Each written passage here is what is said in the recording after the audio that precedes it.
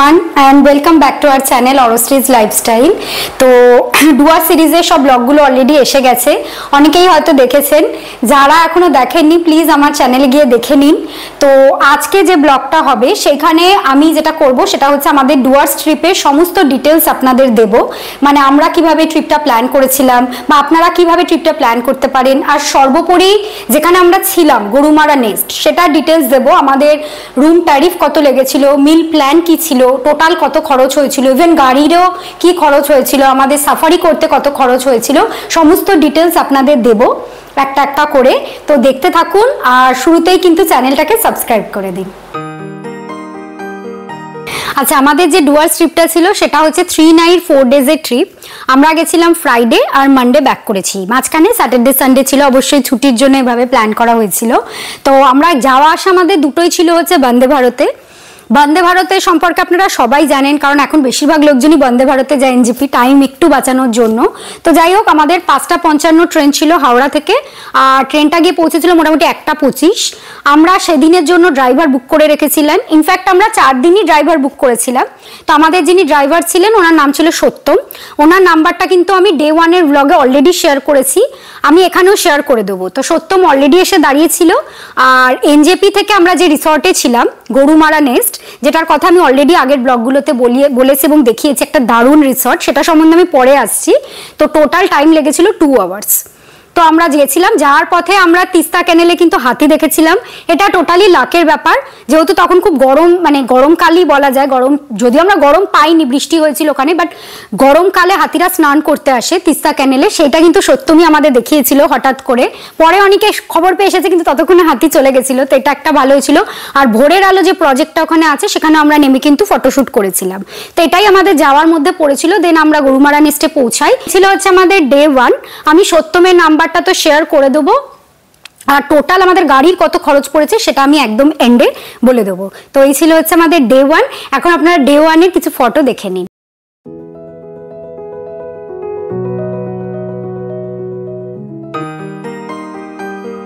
আচ্ছা, এবার চলে আসছি আমাদের ডে 2-তে। তো ডে 2-তে আমরা যেটা করেছিলাম, আমরা করেছিলাম দুটো ওয়াচ টাওয়ার সাফারি, একটা মর্নিং সাফারি আর একটা হচ্ছে evening safari.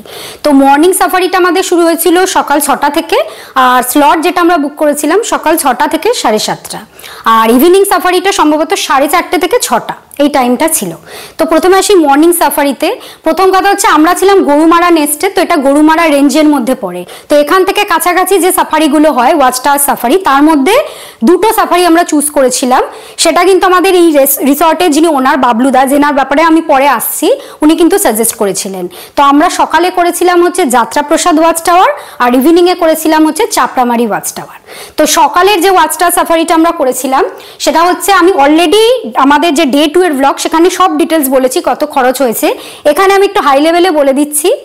Riddhi West Bengal forest ডিপার্টমেন্টের যে লিঙ্কটা আছে, ওয়েবসাইটটা আছে, যেটা আমি অলরেডি দিয়ে দিয়েছি, এখানেও দিয়ে দেবো, সেখান থেকে সকাল 6টা থেকে 7:30 স্লটটা বুক করেছিল, এবং তারপর একজনের সাথে কন্ট্যাক্ট করেছিল, সে নাম্বারটা আমাদের বাবলুদাই দিয়েছিলেন, ওনার নাম মাজিদুল আলম। আমি ওই নাম্বারটাও শেয়ার করেছি, এখানেও করে দেবো। ওনার থ্রু দিয়ে আমরা বুক করেছিলাম হচ্ছে জিপটা উইথ গাইড। তো আমরা যে গরুমারা নেস্টে ছিলাম, গরুমারা নেস্ট থেকে যাত্রাপ্রসাদ ওয়াচ টাওয়ারের যে ডিস্টেন্সটা সেটা খুবই কাছে ছিল, মানে 5 মিনিটস মতো লাগে। তো গাইড একবারে জিপ নিয়ে চলে এসেছিল, মানে উইথ ড্রাইভার অ্যান্ড গাইড। তো সেই জিপে করেই আমরা গেছিলাম হচ্ছে যাত্রাপ্রসাদ ওয়াচ টাওয়ার একদম মর্নিংয়ে। আর সেখানে আমাদের দুটো ওয়াচ টাওয়ার ছিল, একটা রাইনো পার্ক আর একটা যাত্রাপ্রসাদ ওয়াচ টাওয়ারই বলে, বাট মোটামুটি ওই দুটোর মধ্যে ইনক্লুডেড ছিল। যেটা বললাম 1.5 ঘন্টার একটা দারুণ আর কি সাফারি ছিল। তো মর্নিংয়ে হলো আমাদের যাত্রাপ্রসাদ ওয়াচ টাওয়ার। যাত্রাপ্রসাদ হচ্ছে একটা হাতির নাম, সেই ওয়াইজই এই ওয়াচ টাওয়ার, হাতিটা মারা যাওয়ার পর ওয়াচ টাওয়ারের নাম হয়েছিল, এটা আমাদের গাইডই শেয়ার করেছিলেন। তো মর্নিং সাফারি দেখে আমরা ফিরে রিসর্টে ছিলাম, কিছুক্ষণ রেস্ট নিয়েছি, ব্রেকফাস্ট লাঞ্চ সব রিসর্টেই করেছি। মিল প্ল্যানে আমি আসছি কিভাবে মিল প্ল্যানটা আমরা করেছিলাম। তো ইভিনিংয়ে আমরা গেছিলাম হচ্ছে চাপড়ামারি ওয়াচ টাওয়ার। এবার চাপড়ামারি ওয়াচ টাওয়ারের ক্ষেত্রে যেটা হয়েছিল, রিদ্ধি ওয়েস্ট বেঙ্গল ফরেস্ট ডিপার্টমেন্টের যে লিঙ্কটা আছে সেটা দিয়ে বুক করার চেষ্টা করেছিল, কিন্তু ওই ওয়েবসাইটটা মাঝে মাঝে একটু ডিস্টার্ব করা আমাদের ক্ষেত্রেও করেছিল। তো বাবলুদার সাজেশনেই কিন্তু আমরা যার সাথে কন্ট্যাক্ট করেছিলাম, এগেন ওনার নাম মাজিদুল আলম, যেটা বললাম, উনি কিন্তু আমাদের ইভিনিং সাফারি বুক করে দিয়েছিলেন উইথ ট্রাইবাল ডান্স। আর সেটাতেও কিন্তু জিপ একদম আমাদের এতে চলে এসেছিল রিসর্টে, সেখান থেকে আমাদের পিক আপ করে নিয়ে যাওয়া হয়েছিল এবং আমাদের সাফারি হয়েছিল 4:30 থেকে 6টা। এক্ষেত্রে এক্ষেত্রে একটা জিনিস আমি মেনশন করি, সেটা হচ্ছে আমাদের কিন্তু কমপ্লিমেন্টারি 4টে ওয়াল হ্যাঙ্গিং দেওয়া হয়েছিল। যিনি গাইড উনি নিয়ে এসেছিলেন, আমাদের এখনো লাগানো হয়নি কিন্তু আমাদের দেওয়া হয়েছিল। তো আপনারা যারা বুক করবেন তারাও পাবেন। আর ওনার নাম্বারটা আমি শেয়ার করে দেবো, যদি বাই চান্স আপনারা স্লট বুক করতে না পারেন ওয়েবসাইট থেকে ওনার সাথে কন্ট্যাক্ট করবেন, উনি কিন্তু বুক করে দেবেন। যাত্রাপ্রসাদ আর চাপড়ামারি ছাড়াও কিন্তু আরও 2-3টে গরুমারা রেঞ্জে মানে ওখান থেকে কাছাকাছি সাফারি হয়, তো সেগুলো আপনারা ওখানে গিয়ে খোঁজ নিয়ে নিতে পারেন। যদি আপনারা গরুমারা নেস্টে থাকেন, বাবলুদাই সবকিছু আপনাদের মানে একদম পুরোপুরি গাইড করে দেবে। তো বাবলুদার নাম্বারটা কিন্তু অলরেডি আমি সবকটা ব্লগে শেয়ার করেছি, এটাতেও করে দেবো। তো বাবলুদা ওখানে পৌঁছে বাবলুদার সাথে ডিসকাস করে নেবেন, একদম সব রিজলভ হয়ে যাবে। তো এই ছিল আমাদের ডে 2 অ্যাকচুয়ালি। তো এর যে ফটোগুলো আছে সেগুলো একটু দেখে নিন।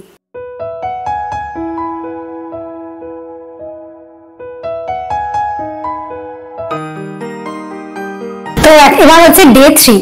ডে 3তে আমরা গেছিলাম লাভা অ্যান্ড ঋষভ, সেটা আপনারা জানেন, এগেন আই বাটনে চলে আসবে, ভিডিওটা দেখে নেবেন। লাভা ঋষভের প্ল্যানটাও কিন্তু আমাদের বাবলুদাই দিয়েছিল।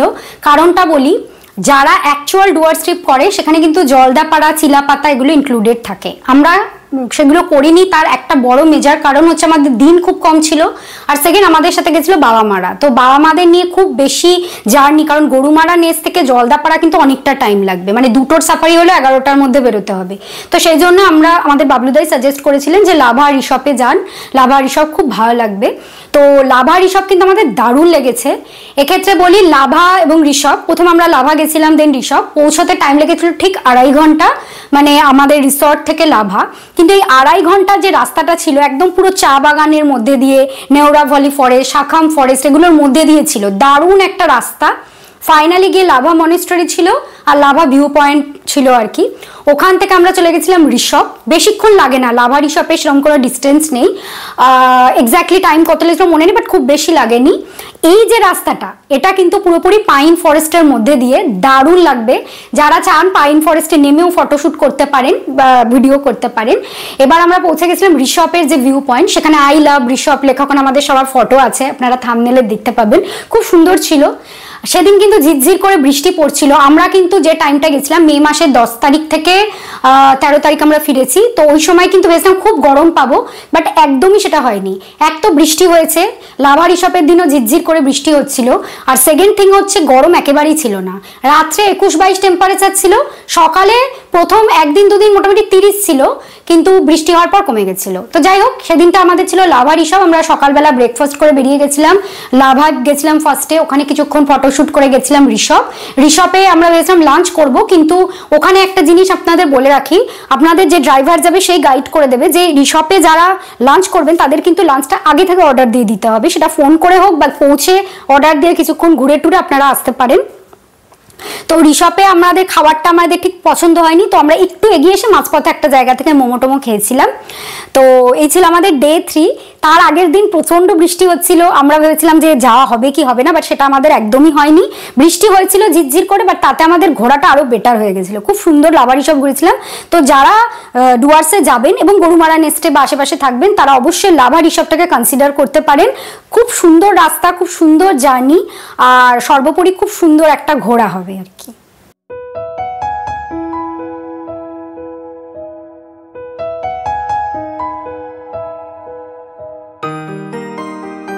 আচ্ছা, এবার চলে আসছি ডে 4-এ। ডে 4-এ আমাদের সেরকম কোনো অ্যাক্টিভিটি ছিল না, তার কারণ হচ্ছে যে ডে 4-এ আমরা করতেই পারতাম, যেহেতু বন্দে ভারতে ফিরেছিলাম। 3টের সময় আমাদের ট্রেন ছিল, 3টে সামথিংয়ে, 3টে 5-এ আই থিঙ্ক। সকাল 8টায় বেরিয়ে গেলে কিন্তু বাবলুদাই সাজেস্ট করেছিলেন আমরা শাখাম ফরেস্ট, গাজোল্ডো বা আরও বেশ কিছু নাম বলেছিল, ওগুলো দেখতে পারতাম। কিন্তু যেহেতু বাবা মারা ছিল, আমরা সেই প্ল্যানটা ড্রপ করেছিলাম, কারণ ওদের পক্ষে অত সকালে বেরিয়ে যাওয়া পসিবল নয়। তাই আমরা ধীরে সুস্থে রেস্ট করে ব্রেকফাস্ট করে 11টা নাগাদই বেরিয়েছিলাম, এবং আমরা রাস্তাতে লাঞ্চ করেছিলাম, মানে এনজিপি পৌঁছেই বলতে পারেন একটা হোটেলে আমরা নর্মাল লাঞ্চ করেছিলাম। তো এটা ছিল আমাদের ডে 4। এবার এক্ষেত্রে একটা কথা বলি, আমরা যেমনি সত্যমের থ্রু দিয়ে গাড়ি বুক করেছিলাম, তো সত্যম কিন্তু শুধু ফার্স্ট দিনই আমাদের সাথে ছিল, কারণ ওর হাতে একটা প্রবলেম হয়েছিল, অ্যাক্সিডেন্ট মতো হয়েছিল, যার জন্য আর কন্টিনিউ করতে পারেনি। তো সেই জন্য উনি আরেকজনকে দিয়েছিলেন, ওনার নাম ছিল সতীশ লামা। ওনার নাম্বারটা কিন্তু আমি শেয়ার করেছি এর আগের ব্লগটাতে, মানে আমাদের যেটা ডে 3, এখানেও করে দেবো। উনি আমাদের এই লাভা ঋষভ নিয়ে যান এবং এনজিপিও ড্রপ করেন। আচ্ছা, এবার আসি আমাদের গাড়ির খরচ কত পড়েছিল, তারপর আমি গরুমারা নেস্টের ব্যাপারে আসবো। তো গাড়িতে কিন্তু আমাদের টোটাল পড়েছিল 7,500 টাকা। তার কারণ হচ্ছে ডে 1-এ আমরা শুধুমাত্র এনজিপি থেকে গরুমারা নেস্ট গেছিলাম, 2 আওয়ার্স লাগে। ডে 4-এও তাই, গরুমারা নেস্ট থেকে এনজিপি এসেছিলাম, 2 আওয়ার্স মতো লেগেছিল, মাঝখানে জাস্ট লাঞ্চ করেছিলাম। ডে 2 যেদিন আমরা ওয়াচ টাওয়ার সাফারি করি সেদিন কিন্তু আমাদের গাড়ি লাগেনি, কারণ জিপে করে আমাদের নিয়ে যাওয়া হয়েছিল, দুটোই কাছাকাছি মোটামুটি ছিল।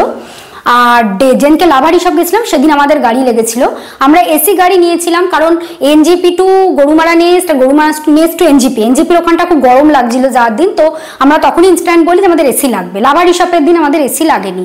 তো এই টোটাল ব্যাপারে আমাদের ছিল ওয়াগনার গাড়ি 4 জনের, বেশ কমফোর্টেবলি বসেছিলাম, ঋদ্ধির সামনে, আমি বাবা মাম পেছনে। টোটাল লেগেছিল 7,500 টাকা। আমরা কিছু অ্যাডভান্স করে দিয়েছিলাম আর পরে আমরা সত্যমকে পে করি, মানে সত্যমই আমাদের সতীশ লামা যিনি, ওনার নাম্বার দিয়েছিলেন। দুজনের নাম্বারই থাকবে, যাকে ইচ্ছা কন্ট্যাক্ট করতে পারেন, দুজনেই খুব ভালো। আচ্ছা, এটা হলো গাড়ি। এবার আসি গরুমারা নেস্টের ব্যাপারে। গরুমারা নেস্টের ব্যাপারে যত বলবো তত হচ্ছে কম বলা হবে, কারণ আপনাদের আমি অলরেডি দেখিয়েছি, যারা ভিডিও দেখেছেন তারা জানেন যে রিসর্টটা কতটা সুন্দর। টোটাল 7.5 বিঘা জমির ওপর কিন্তু এই গরুমারা নেস্ট রিসর্ট হয়েছে। বাবলুদা এই রিসর্টের ওনার, যার নাম্বার দিয়েছি, যাকে ফোন করে আপনারা বুক করতে পারবেন। উনি ভীষণ হাম্বল, ওনার ব্যবহার ভীষণ ভালো, আর ওনার ডুয়ার্সের ব্যাপারে বিশাল নলেজ। মানে ওনার সাথে 8 ঘন্টা বসলেও উনি 8 ঘন্টা এত নলেজ আপনার সাথে শেয়ার করবে যে আপনি মানে মুগ্ধ হয়ে যাবে। তো যাই হোক, 2008 সালে উনি কিনেছিলেন, উনি আমাদের গল্প করেছিলেন জমিটা, এবং 5.5 বছর মতো হয়েছে উনি এই রিসর্টটা ওপেন করেছেন। অনেক বড় বড় লোক কিন্তু ওখানে যায়, থাকে, খুব পছন্দের সবার। পুরো যদি আপনারা নেচার ভালোবাসেন, নেচারের মধ্যে থাকতে চান, তাহলে অবশ্যই গরুমারা নেস্ট আপনার ডেস্টিনেশন হওয়া উচিত। পুরো জঙ্গলে ঘেরা, চা বাগানে ঘেরা একটা দারুণ রিসর্ট। এই রিসর্টটায় 4 রকমের রুম আছে। আমরা যেটাতে ছিলাম সেটা হচ্ছে অ্যালপাইন উডস। অ্যালপাইন উডস মানে হচ্ছে, শুনেই বুঝতে পারছেন, কাঠের রুম, খুব সুন্দর করে ইন্টেরিয়ার করা। অ্যালপাইন উডসের আর পুরো চা বাগানের ভিউ। অ্যালপাইন উডসের পাশেই ছিল নর্থ ইস্ট। অ্যালপাইন উডসের যেটা থিম ছিল সেটা হচ্ছে বিভিন্ন কাঠের নামে রুমগুলোর নাম করা হয়েছিল, আমি সেটাও দেখিয়েছি। আমাদের রুমটার নাম ছিল শিমুল, আর বাবাই মামদের রুমটার নাম ছিল সেগুন। ঠিক সেভাবেই নর্থ ইস্টটা করা হয়েছে বাম্বুর ওপর, যদি খুব ভুল না হই আমি, এবং সেখানে আমার যতদূর মনে আছে অ্যানিমালসদের নামে নামকরণ করা হয়েছে, মানে খুব থিম মেনে ব্যাপারগুলো করা হয়েছে। তো অ্যালপাইন উডস হলো, নর্থ ইস্ট হলো, এরপর ছিল মাড হাটস। মাড হাটস শুনেই তো বুঝতে পারছেন, মাড হাটস, সেটাও খুব সুন্দর ছিল, ঋদ্ধির ইনফ্যাক্ট খুব পছন্দ হয়েছিল ওই রুমগুলো। ওখানকার নামগুলো কিন্তু থিম ওয়াইজ করা, আমার এই মোমেন্টে খুব এটা মনে পড়ছে না। এরপর ছিল যে বার্ড ওয়াচার। বার্ড ওয়াচার যে রুমগুলো ছিল, সেই রুমগুলোর সব থেকে সুন্দর যে ব্যাপারটা সেটা হচ্ছে পুরো হোয়াইট কাচের একদম দরজা, পর্দা সরিয়ে যদি আপনারা রাখেন, রুমে বসে আপনারা বিভিন্ন রকমের পাখি দেখতে পাবেন। মানে ওটা পাখি দেখা পারপাসে থিম করে রুমটা বানানো হয়েছিল। তো ওখানেও কিন্তু তোরসা বা এরকম ধরনের নাম দেওয়া হয়েছিল, আমার যদি খুব ভুল না হয়, মানে থিম ওয়াইজ নামকরণ হয়েছে, এবং থিম ওয়াইজ 4টে সেগমেন্টে রুমগুলোকে ভাগ করা হয়েছে, মানে অ্যালপাইন উডস, দেন মাড হাটস, নর্থ ইস্ট আর বার্ড ওয়াচার। আচ্ছা, এবার বলি অ্যামিনিটি ওয়াইজ কিন্তু প্রত্যেকটা রুমেরই মানে আর কি সেম অ্যামিনিটিস, মানে মিনি ফ্রিজও পাবেন, আবার ওদিকে ইলেকট্রিক কেটলিও পাবেন। তারপরে ওয়াশরুম কিন্তু সব কটারই বড় বড়, খুব সুন্দর ওয়াশরুম, বিশাল বড় আয়না লাগানো। তো মানে কোনো দিকভাবে আপনি ডিসঅ্যাপয়েন্টেড হবেন না। আর বাইরে বেরোলে আম, লিচু, জামরুল, এঁচড়, বিভিন্ন ফুলের গাছ, মানে ভর্তি। ঋদ্ধি তো মানে কত যে জামরুল পেরেছে, খেয়েছে, বাবাই মামু তাই। আর জামরুল গাছটাও দেখতে অসাধারণ। আর আমরা যে সিজনে গেছি না, এত ফল হয়েছে, এত ফল হয়েছে, মানে কি বলবো। তো যাই হোক, এটা ছিল গরুমারা নেস্টের ব্যাপারে। এবার আমি শেয়ার করবো আমাদের রুম ট্যারিফ কত লেগেছিল আর আমাদের মিল প্ল্যান কি ছিল। আচ্ছা, এবার আমি আসি আমাদের কিরকম কি রুম ফেয়ার লেগেছিল। তো ডাবল অকুপেন্সি রুম যদি আপনারা নেন, মানে দুজন থাকবে একটা রুমে, মিল প্ল্যান নিয়ে, মানে ডিনার আর ব্রেকফাস্ট কিন্তু ইনক্লুডেড থাকবে তার সাথে, তাহলে আপনার পড়বে 3700, মানে পার হেড 1850, ব্রেকফাস্ট, ডিনার এবং রুম।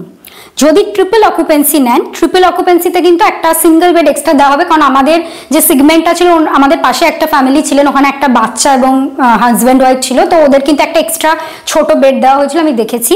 বাট এমনিতে যে বেডটা আছে সেটাতে আরামসে 3 জন শোয়া যায়। তো ট্রিপল অকুপেন্সিতে আপনাদের লাগবে 4800, অবশ্যই ডিনার আর ব্রেকফাস্ট নিয়ে, সেক্ষেত্রে কিন্তু 1600 পার হেড লাগছে।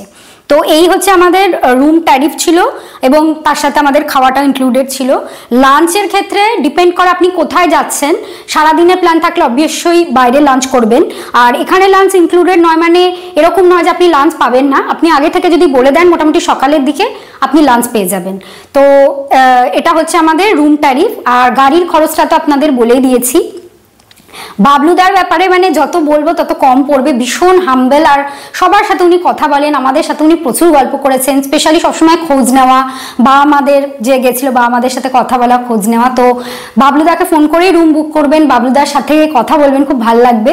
আর এখানে একটা স্পেশাল জিনিস শেয়ার করতে চাই, সেটা হচ্ছে ওখানে একটা বুল ম্যাস্টিফ ছিল, মানে একজন পেট ছিল, মানে বাবলুদারি পেট, ওর নাম ছিল লালু। ওকে আমার ভীষণ ভালো লেগেছিল, খুব ফ্রেন্ডলি, খুব ভালো। মানে ওকে আমি খুব মিস করেছি ওখান থেকে আসার পর। তো ওর কথাটা না বলে খুব কম হবে, আমার এখনও ওর কথা খুব মনে পড়ে, আমার খুব কষ্ট হয়। আমি পার্সোনালি অ্যানিমাল লাভার নই খুব একটা, কিন্তু ওর মানে ওকে নাম ধরে ডাকলেও চলে আসছিল। আবার এরকমও নয় যে আপনারা ভাববেন যে না বাচ্চা থাকবে যে সামনে, যদি ওরকম নয়। বাবলুদা এত সুন্দর প্ল্যান করে ব্যাপারটা করেছে, ওর আলাদা ঘর, আলাদা বিশাল বড় স্পেস আছে থাকার, আর ও এতটা ওবিডিয়েন্ট, ও কখনো ওটা ক্রস করে কিন্তু আসবে না যতক্ষণ না ওকে আসতে বলা হচ্ছে। তো ওই পার থেকেও কথা বলবে, ওই মানে আপনার সাথে কন্ট্যাক্ট করবে, তো আপনার খুব ভালো লাগবে। লালুর সাথেও দেখা করবেন গেলে। তো যাই হোক, এখানে আমি আমাদের ব্লগটাকে শেষ করছি। আশা করি যতটা সম্ভব ডিটেলস দিয়েছি। সবকটা আই বাটন চলে আসবে আমার এর আগে যে 3টে ব্লগ এসেছে, 3টেরই প্লিজ দেখবেন যারা এখনো দেখেননি। আমি যতটা সম্ভব আমি যা বললাম, ওয়েবসাইট লিঙ্ক, তারপর যার থ্রুতে আমরা সাফারি বুক করেছি, ড্রাইভার, বাবলুদার নাম্বার, সব কিছু শেয়ার করব। তারপরেও যদি কারো কোনো কোয়ারি থাকে তাহলে অবশ্যই আমাকে কমেন্ট করবেন, আমি জানিয়ে দেবো। আর একটা কথা যেটা বলবো, আমরা যেভাবে ডুয়ার্স প্ল্যান করেছি সেটা কিন্তু এক্স্যাক্ট ডুয়ার্স ট্রিপ বলা যায় না, কারণ জলদাপাড়া, চিলাপাতা এগুলো এর মধ্যে পড়েনি। অবশ্যই আপনারা যখন যাবেন আপনারা কতটা টাইম হাতে নিয়ে যাচ্ছেন, কোথায় থাকছেন, সাথে কারা যাচ্ছে, এইভাবে আপনাদের হবে মানে প্ল্যানটা হবে। তো বাবলুদার থেকে সাজেশন অবশ্যই নিয়ে নিতে পারেন। আর একটা কথা আমি বলবো যে 15 জুন থেকে 15 সেপ্টেম্বর এই টাইমে কিন্তু ডুয়ার্সের সমস্ত জঙ্গল সাফারি বন্ধ থাকে। 15 সেপ্টেম্বরের পরে আর 15 জুনের আগে যদি আপনারা যান আপনারা সাফারি করতে পারবেন। এটা গুগল করলে আপনারা দেখে নিতে পারবেন, বাট আমি স্টিল শেয়ার করে দিলাম। তো যাই হোক, ব্লগটা এখানে এন্ড করছি। আমাদের খুব ভালো একটা ট্রিপ হয়েছে, খুব ভালো একটা স্টে হয়েছে সর্বোপরি। মিস করছি সবাইকে, বাবলুদাকে। খুব তাড়াতাড়ি আমরা আবার যাব ঠিক করেছি। বাবলুদা চিলাপাতাতেও একটা রিসর্ট আর কি ওপেন করছেন, তো ইচ্ছা আছে যে জলদাপাড়া, চিলাপাতা যে অ্যাকচুয়াল ডুয়ার্স ট্রিপের যে ফিলিংসটা নেওয়া সেটাও নিতে আমরা যাব। তো এই ব্লগটা এখানেই শেষ করছি। ভালো থাকবেন, সুস্থ থাকবেন, গুড নাইট অ্যান্ড টাটা।